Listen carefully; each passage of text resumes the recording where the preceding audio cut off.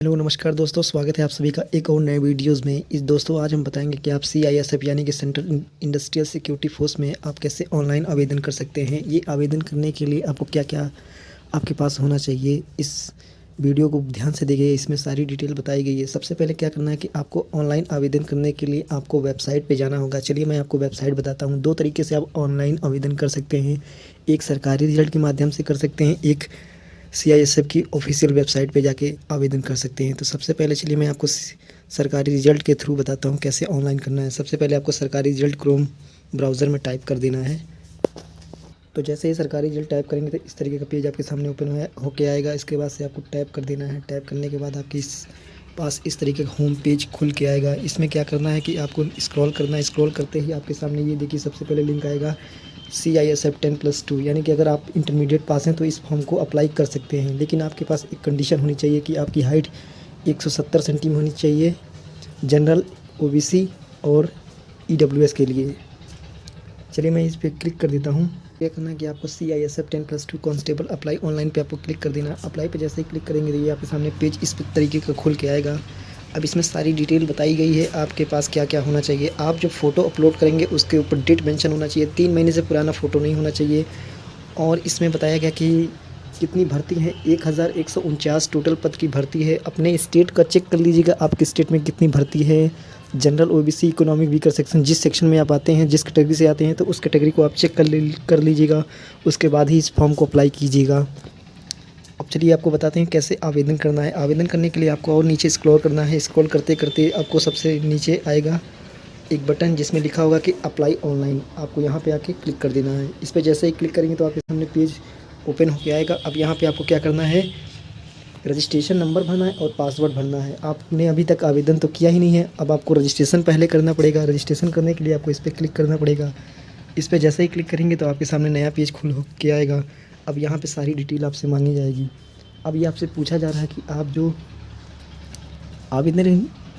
जो आवेदन कर रही है हाई स्कूल के बेस पे होना चाहिए। हाई स्कूल पे जो आपका नाम है वही नाम इसमें मेंशन होना चाहिए, फिर उसी नाम को दोबारा भरना है। उसके बाद से आपसे पूछा जाएगा कि आप नीचे क्या नाम अपना चेंज करना चाहते हैं। अगर चेंज करना चाहते हैं तो यस पे क्लिक कीजिएगा, और यस पे क्लिक करने के बाद आपको नाम टाइप करना पड़ता है। अगर आप नहीं चेंज करना चाहते तो नो पे क्लिक रहने दीजिएगा, मैं नहीं चेंज करूँगा। उसके बाद से आपको अपना फादर नेम भरना है, फिर मदर नेम भरना है। उसके बाद से फिर आपको अपना डेट ऑफ बर्थ भरना है। उसके बाद से आपको मोबाइल नंबर भरना है। कैप्चा भर के, मेल भर के सबमिट पे क्लिक कर देना है। चलिए मैं भर के दिखाता हूँ। तो दोस्तों जैसे ही आप डेट ऑफ बर्थ पे क्लिक करेंगे तो इस प्रकार का आपके सामने एक बॉक्स ओपन होकर आएगा। इसमें क्या करना है कि आपको सबसे पहले अपना सन सेलेक्ट करना है। सन सेलेक्ट करने के लिए ये देखिए 2018 से दिखा रहा है, लेकिन आप 2018 के पहले होंगे तो आपको माइनस पे क्लिक कर देना है। माइनस पे क्लिक करेंगे तो ये आपको नीचे घटने लगेगा और दिखाने लगेगा। अब यहाँ से क्या करना है कि 1999 दिखा रहा है, अब यहाँ से आपको 1998 पे क्लिक कर देना है। उसके बाद से आपको अपना मंथ सेलेक्ट कर लेना है। उसके बाद से आपका डेट सेलेक्ट कर लेना है। डेट सेलेक्ट करने के बाद आपके सामने ये आ जाएगा डेट ऑफ बर्थ। ये देखिए डेट ऑफ बर्थ आ गया। उसके बाद से फिर से दोबारा इसमें भरना है डेट ऑफ बर्थ। दोबारा से भी आपको यही करना है कि आपको यहाँ पे क्लिक करना है, माइनस पे क्लिक कर देना। माइनस पे जैसे ही क्लिक करेंगे तो ये नीचे घटने लगेगा। घटने के बाद आपको यहाँ पे क्लिक कर देना है। आपकी जो डेट ऑफ बर्थ है 1995 आ गया, मैं 1998 पे क्लिक कर देता हूँ। फिर उसके बाद से मैं आपको मंथ सेलेक्ट कर लेता हूँ। उसके बाद से डेट सेलेक्ट कर लेता हूँ।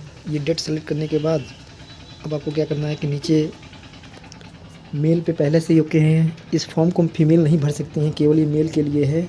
उसके बाद से आपको यहाँ पे कैप्चा फिल कर देना है। कैप्चा फिल करने के बाद सबमिट पे क्लिक कर देना है। चलिए मैं कैप्चा फिल करके दिखाता हूँ आपको।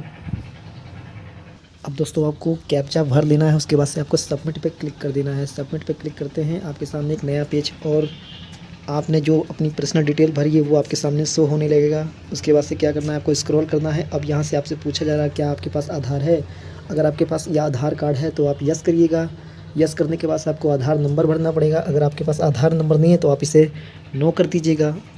उसके बाद से अगर आपके पास आधार कार्ड नहीं है तो आप अपने पास अगर ड्राइविंग लाइसेंस है तो वो ड्राइविंग लाइसेंस का नंबर भर सकते हैं। यहाँ पे आप अपना नाम भर सकते हैं। उसके बाद से चलिए मैं आपको नीचे क्लिक करके दिखाता हूँ आप किस कैटेगरी से आते हैं, OBC से आते हैं या जनरल से आते हैं, आपको टिक कर लेना है। उसके बाद से आपसे पूछा जा रहा है क्या आप माइनॉरिटी से संबंधित हैं। अगर आप माइनॉरिटी से संबंधित रखते हैं तो आपको सर्टिफिकेट देना पड़ेगा। यस करेंगे तो आपको यहाँ पे नो ही रहने देना है। उसके बाद से आपसे पूछा जाएगा क्या आप इंडियन हैं, तो यस इंडियन है। उसके बाद से क्या आप पूछा जाएगा if you person with disability, क्या आप लंगड़े लूले हैं। अगर हैं तो आपके पास यस करेंगे तो आपको एक सर्टिफिकेट देना पड़ेगा। अगर नो रहने देंगे तो कोई सर्टिफिकेट नहीं देना पड़ेगा। उसके बाद से अब आपसे पूछा जाएगा थर्ड स्टेप में हाई स्कूल आपने कब पास किया है, उसका रोल नंबर क्या है, आपने किस बोर्ड से पास किया है, ये सारी डिटेल इसके अंदर भरनी होगी। चलिए मैं आपको भर के दिखाता हूँ। तो दोस्तों अब क्या करना है कि आपको आपने जिस बोर्ड से हाई स्कूल पास किया है उस बोर्ड का नाम लिख लेंगे। यूपी बोर्ड से हैं तो आपको यूपी बोर्ड टाइप कर लेना है। उसके बाद से अगर रोल नंबर आपको हाई स्कूल का लिख लेना है, फिर आपने किस सन में पास किया है वो लिख देना है। ये सब लिखने के बाद आपको नीचे स्क्रॉल करना है। फिर आपसे पूछा जाएगा कि आपकी लेवल ऑफ़ एजुकेशन क्वालिफ़िकेशन क्या है। आप इस पे जैसे ही क्लिक करेंगे तो आपने अगर 10th किया है या ग्रेजुएशन किया है, पीएचडी किया है, पोस्ट ग्रेजुएशन किया है, आप इसमें से क्लिक कर सकते हैं। तो और नीचे आपको जैसे ही स्क्रॉल करेंगे तो अब आपकी कॉन्टैक्ट डिटेल मांगी जाएगी कि आपका गांव कहाँ पे है, आप पोस्ट ऑफिस क्या है, आपका पुलिस स्टेशन का नाम बताइए जहाँ आप रहते हैं। उसके बाद से आप किस स्टेट में रहते हैं, उसके बाद से किस ज़िले में रहते हैं। ये सब सेलेक्ट करने के बाद आपको अब परमानेंट एड्रेस पे सेलेक्ट करना है। परमानेंट एड्रेस अगर आपका सेम ही है तो आप इस पर क्लिक कर देंगे तो आपका पूरा एड्रेस जो आप ऊपर भरे हैं नीचे आ जाएगा। ये देखिए आपको दोबारा भरने की ज़रूरत नहीं है। उसके बाद से क्या करना है कि आपको अपना मोबाइल नंबर भर देना है, फिर आपको ईमेल आईडी भर देना है। याद रहे आप जो भी चीज़ भरेंगे उसको 2-2 बार भरना है। उसके बाद से आपको यहाँ पे कैप्चा भर देना है। कैप्चा भरने के बाद आपको यहाँ पे टिक चेक बॉक्स पे क्लिक कर आई एग्री पर क्लिक करेंगे और यहाँ से आपको सबमिट पे क्लिक कर देना है। यानी कि रजिस्ट्रेशन नंबर और पासवर्ड दोनों आपके मोबाइल नंबर और ईमेल पे भेजे जाएंगे। आपको अब क्या करना है कि आई एग्री पे क्लिक करने के बाद आपको सबमिट पे क्लिक कर देना है। सबमिट पे जैसे ही क्लिक करेंगे तो ये आपसे मांग रहा है कि आधार नंबर आप दीजिए। अगर आप आधार नंबर नहीं देते तो आपका रजिस्ट्रेशन नहीं होगा। तो चलिए मैं आपको आधार नंबर दे देता हूँ। दोस्तों मैं आपको बता देना चाहता हूँ कि जब तक आप आधार नंबर फिल नहीं करेंगे, अगर आधार नंबर आपके पास नहीं है तो आप बिना आधार कार्ड या पैन कार्ड या ड्राइविंग लाइसेंस के ये नहीं लेगा। चलिए मैं आपको भर चुका हूँ। अब मैं यहाँ पे सबमिट करके क्लिक कर देता हूँ। सबमिट पे जैसे ही क्लिक करेंगे तो ये आपसे पूछा जा रहा है कि एक बार भर चुके हैं तो दोबारा ये मॉडिफाई आप नहीं कर सकते हैं। कृपया इसको भरने से पहले आप इसको ज़रूर एक बार चेक कर लें। चलिए मैं ओके कर देता हूँ। ओके करने के बाद ये थोड़ी देर लोडिंग लेगा। उसके बाद से मेरे ईमेल पर और मोबाइल नंबर पे यूज़र आईडी यानी कि रजिस्ट्रेशन नंबर और पासवर्ड भेज देगा।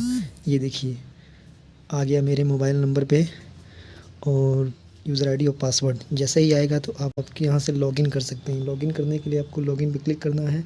उसके बाद से आपको यहाँ पे डेट ऑफ बर्थ भरना है, रजिस्ट्रेशन नंबर भरना है और पासवर्ड भरना है और नीचे कैप्चा भर के लॉगिन पे क्लिक कर देना है।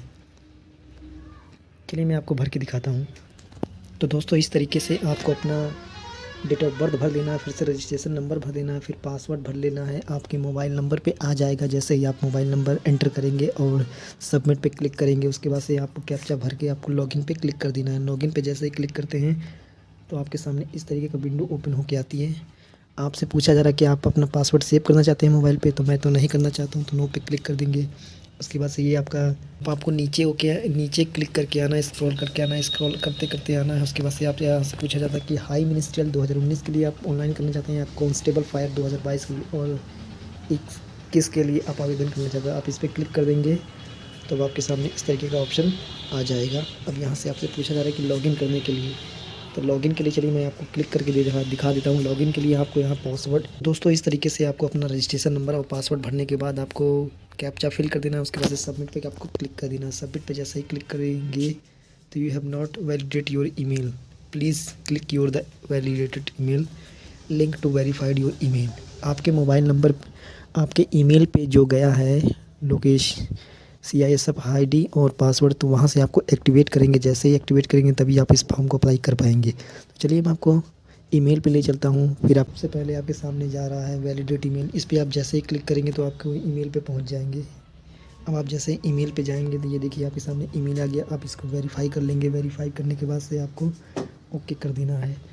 ओके करने के बाद से ये थोड़ी देर सर्च करेगा, वेरीफाई करेगा। उसके बाद से ही आपके मोबाइल पे ये पेज खुलेगा। तो देख लेता हूँ कितनी देर वेट कराता है। अब देखिए आपके सामने ये ऑप्शन आ चुका है जिसमें आप अप्लाई करना चाहते हैं कांस्टेबल या फायर 2021 के लिए एप्लीकेशन फॉर्म। अब यहाँ से आपको एप्लीकेशन फॉर्म खोल लेना है।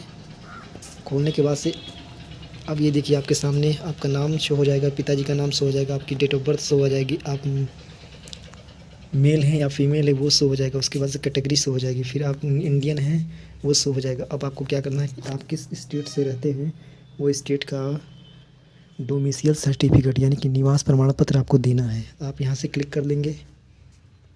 जैसे ही क्लिक करेंगे तो मैं उत्तर प्रदेश से हूँ, उत्तर प्रदेश सेलेक्ट कर लेता हूँ। उसके बाद से आपको यहाँ सेलेक्ट डिस्ट्रिक्ट पूछेगा कि आप किस डिस्ट्रिक्ट से हैं, तो डिस्ट्रिक्ट में क्लिक कर लेता हूँ।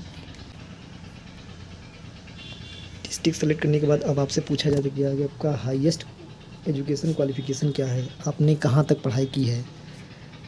तो मैं ओके कर लेता हूँ, 12th pass with science subject. मैंने आप अगर ग्रेजुएशन किए हैं या पीएचडी किए हैं तो आप इसमें अप्लाई भर सकते हैं, बट मैंने नहीं किया है, मैं 12th ही है। उसके बाद से मैं सेलेक्ट रीजन आपको सेलेक्ट कर लेना, आप हिंदू हैं या मुस्लिम हैं, तो मैं हिंदू हूँ।